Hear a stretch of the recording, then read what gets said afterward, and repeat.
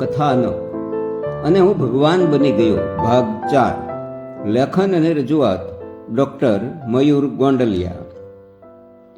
લગભગ 1.5 વર્ષથી હું અન્ય ગોપબાળો સાથે ગાય વાછરડાઓ ચરાવવા જતો હતો.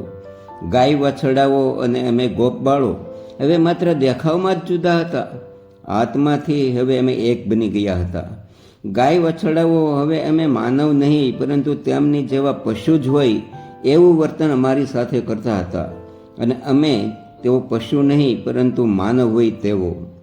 હવે ગાય વાછરડાઓની ભાષા અમે સમજવા લાગ્યા હતા અને અમારી ભાષા તેઓ. જેમ અમે ગોપબાળો હળી મળીને રહેતા હતા તેમ ગાય વાછરડાઓ પણ હળી મળીને રહેતા હતા. તેઓની વચ્ચે પણ ક્યારેય લડાઈ જોવા મળતી નહોતી. તેઓ હતા તો પશુ, પણ તેનામાં માનવતા આવી ગઈ હોય તેવા વર્તન હતા તેઓના.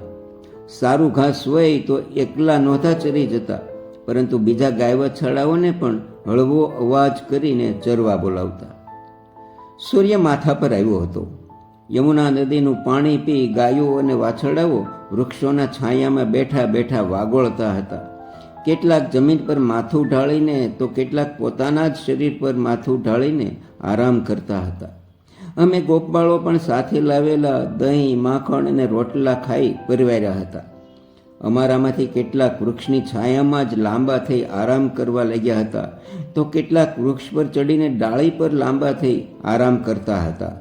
તો વળી કેટલાક ગોપબાળો યમુનામાં નાહવા ઉપડી ગયા હતા. હું અને બીજા 4-5 ગોપબાળો ગાયોની વચ્ચે ગાયોના ઓશેંગણ કરીને આરામ કરતા હતા. આ દરમિયાન એક વિચિત્ર ઘટના જોવા મળી. એક વાછરડો આરામ કરવાના બદલે ગાયોની વચ્ચે ઘુમરીઓ ખાતો ફરી રહ્યો હતો. તે આરામથી બેઠેલી બીજી ગાયો અને વાછરડાઓને માથું મારીને ઊભા કરી દેતો હતો અને કૂદાકૂદ કરતો હતો. થોડી વાર અમે ગોપબાળો તેના આવા વર્તનને જોતા રહ્યા, પરંતુ ધીમે ધીમે તેના તોફાનો વધતા લાગ્યા. અમને આ વાછરડાના વર્તનથી અચરજ થયું. આજ સુધીમાં ગાયો કે વાછરડાઓ વચ્ચે લડવાની કે એકબીજાને પરેશાન કરવાની ઘટના ક્યારેય બની નહોતી. આજે અચાનક આ વાછરડાના વર્તનથી અમે ગોપબાળો ચોંક્યા. 2-3 ગોપાળોએ હે જો જો પાછો હર હે એમ મોટેથી હાકલ કરી. તેને રોકવા પ્રયત્ન કર્યો, પરંતુ તેના પર કોઈ અસર ન થઈ. અમારી તમામ આજ્ઞાઓનું પાલન કરતા ગાય વાછરડાઓમાંથી આજે આ વાછરડાએ જાણે કંઈ સાંભળતો જ ન હોય તેમ તેના તોફાન શરૂ જ રાખ્યા. એને કંઈક તકલીફ લાગે છે, જાતો કહી મેં બીજા ગોપબાળો તરફ ઈશારો કર્યો. એ સાથે જ 2 ગોપબાળો લાકડી પછાડતા તે તરફ ઉપડ્યા. અમારો અવાજ સાંભળી બીજા 3 ગોપબાળો પણ ઝાડ પરથી કૂદકા મારી નીચે ઉતરી પડ્યા અને તેઓ પણ પેલા વાછરડા તરફ જવા લાગ્યા. વાછરડાએ હવે તેનો તોફાન કરવાનો વિસ્તાર વધાર્યો હતો. અત્યાર સુધી તે જ્યાં હતો તેની આસપાસની ગાયો અને વાછરડાઓને જ માથા મારીને હેરાન કરતો હતો, પરંતુ હવે તે થોડેક દૂર બેઠેલી ગાયોને પણ માથા મારી લડવા લાગ્યો હતો. આજ સુધી સૌની જેમ ડાહ્યા ડમરા રહેલા વાછરડાના વર્તનથી આશ્ચર્ય પામતો હું પણ ઝડપથી તેના તરફ ઉપડ્યો. હે, તને શું થયું છે આજે? કહેતા આગળ ગયેલા ગોપબાળો તેના શરીરે હાથ ફેરવવા ગયા. ત્યાં તો તેને માથું મારી દૂર ધકેલી દીધા.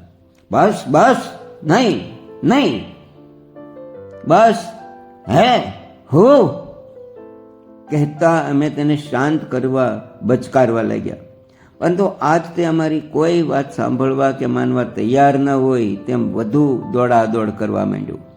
અમે લાકડીઓનો ડર બતાવી તેને કાબૂમાં લેવા પ્રયાસ કર્યા, પરંતુ તે માન્યો નહીં. દરમિયાન બીજા ગોપબાળો પણ ત્યાં આવી ગયા હતા. આસપાસની બીજી ગાયો અને વાછરડાઓ પણ અમારી જેમ દૂર ઊભા ઊભા ટગર ટગર જોઈ રહ્યા હતા. મૌન ઊભા રહી તેઓ પણ જાણે વિચારે ચડ્યા હતા કે આપણા વાછરડાને આ શું થઈ ગયું. મને લાગ્યું કે આ વાછરડો આમ તો કાબૂમાં નહીં આવે અને બીજી ગાયો કે વાછરડાઓને ઈજા પહોંચાડે તે પહેલાં કમરે બાંધેલું દોરડું છોડી તેના એક છેડે ગાળીઓ બનાવી વાછરડા તરફ ફેંક્યો. તે જોઈ બીજા ગોપાળોએ પણ દોરડાના ગાળિયા કરી વાછરડા તરફ ફેંકવા માંડ્યા. ધીમે ધીમે વાછરડાની ડોકમાં 2-3 ગાળિયા ભરવાઈ ગયા. અમે ચારેય બાજુથી દોરડા પકડી તેને એક ઝાડ સાથે બાંધી દીધો. કેટલાય પ્રયત્નો પછી અમે વાછરડાને બંધનમાં મૂકી શક્યા. મેં 2 ગોપ બાળોને કહ્યું, તમે બંને ગામમાં જાઓ અને પશુ વૈદને બોલાવી લાવો. પિતાશ્રી નંદબાબાએ ગાયો માટે ગામમાં 8-10 પશુ વૈદ રાખેલા હતા. 2 ગોપબાળો તરત જ ઉપડ્યા અને અમે બંધનમાં રહેલા વાછરડાને દૂર બેસી જોઈ રહ્યા. તેની ઉછળકૂદ શરૂ હતા. અમે થાકી ગયા હતા, પરંતુ તે હજી થાક્યો નહોતો. અમે વાછરડાને શરીરે હાથ ફેરવવા જતા તો તે મારવા દોડતો, કોઈને નજીક ફરકવા જ નહોતો દેતો. તેને શાંત પાડવા અમે પ્રયત્નો કરતા હતા, પરંતુ તે જીદે ચીડ્યો હોય તેમ અમારી કોઈ વાત માનતો જ નહોતો. તેને ખાવા માટે ઝાડના પાંદડા, ઘાસ, વેલા લાવીને આપ્યા, પરંતુ તેણે તેના તરફ નજર પણ ન નાખી. આજે તોફાન કરવાનો નિશ્ચય કરી લીધો હોય તેમ તે ઉછળકૂદ કરતો રહ્યો. થોડી વારમાં વૈદ આવી ગયા. વૈદરાજ પણ માંડ માંડ તેની પીઠ પર હાથ અડાડી શક્યા.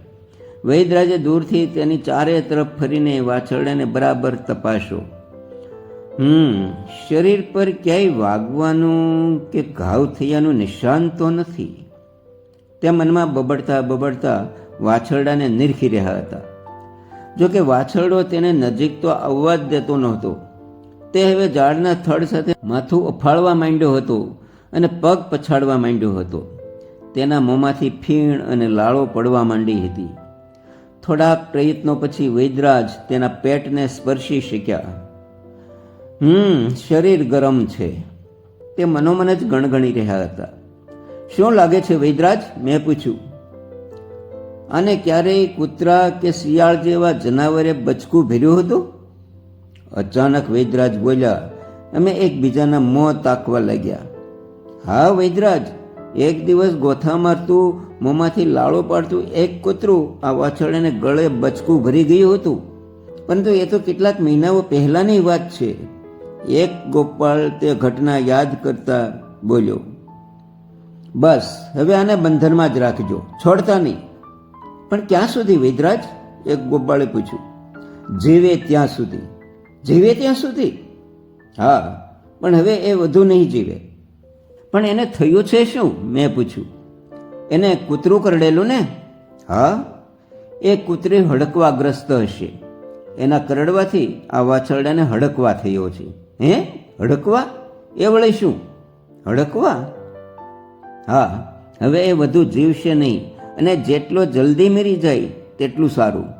કેમ કે આ રોગની કોઈ દવા નથી. એટલે આ સ્થિતિમાં પીડાવા કરતાં જલ્દી મુક્ત થઈ જાય તેટલું વધુ સારું. વૈદરાજની વાત સાંભળતા જ અમે સૌ ઢીલા પડી ગયા. તો હવે શું કરવું વૈદરાજ? કહેતા અમે વૈદરાજને તાકી રહ્યા. એને પાણી પીવા આપો. વૈદરાજ વાછરડાને જ નિરખી રહ્યા હતા. તરત જ 2 ગોપાળો દૂર એક ઝૂંપડામાં રહેલા વનવાસી પાસેથી માટીની કુંડું લાવી પાણી ભરીને લાવ્યા. વૈદરાજે તેને દૂરથી જ વાછરડા તરફ હડસેલ્યું. ઝાડ સાથે માથું ફાળતો ઘુમરીઓ ખાતા વાછરડાએ કુંડું જોયું અને પાણી પીવા લાગ્યું. 2-3 ઘૂંટડા પાણી માંડ પીધું હશે કે તે શાંત થઈ ગયો અને ત્યાં જ પડી ગયો. થોડી વાર તરફડીને તે મૃત્યુ પામ્યું. વૈદરાજે ગોપબાળોને ચેતવતા કહ્યું, આ વાછરડાની લાળ કે થૂક તમને અડે નહીં તેમ તેને જમીનમાં દાટી દો. એની લાળ કે થૂક જો કોઈના શરીરમાં જશે તો તેને પણ આ રોગ થઈ શકે છે. અમે તેના મોંથી દૂર રહી તેના ગળામાં ભેરવાયેલા દોરડા છોડી નાખ્યા. તેના પાછળના 2 પગેથી ખેંચી જઈને પાસેની એક ટેકરી પાસે આવેલા ખાડામાં નાખી ધૂળ, ઢેફા અને પથ્થરોથી તેને દાટી દીધો. બસ આટલી તો વાત હતી. પરંતુ કથા લેખકો અને કથાકારોએ વાતનું વતેસર કરી નાખ્યું. લોકોની રસવૃત્તિ વધારવા અને પોતાની વિદ્વતા બતાવવા તેઓએ કહ્યું કે વત્સાસુર નામનો અસુર વાછરડાનું રૂપ લઈ કૃષ્ણને એટલે કે મને મારવા આવ્યો હતો.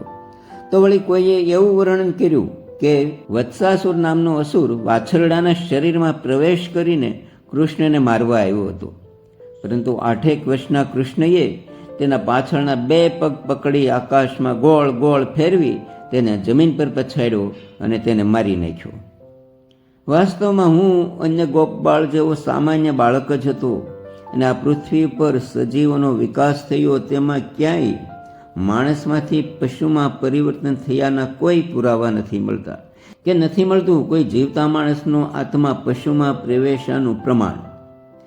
પરંતુ કથાકારોએ પોતાની ખ્યાતિ વધારવા 8 વર્ષના કૃષ્ણએ એટલે કે મેં શક્તિશાળી વાછરડાના રૂપમાં આવેલા અસુરને મોતને ઘાટ ઉતાર્યો એવું ગ્રંથોમાં લખ્યું અને વર્ણવ્યું, અને હું ભગવાન બની ગયો. ધન્યવાદ. તો આ હતું ડૉક્ટર મયુર ગોંડલિયા લેખિત અને પ્રસ્તુત કથાનક અને હું ભગવાન બની ગયો ભાગ 4. ધન્યવાદ.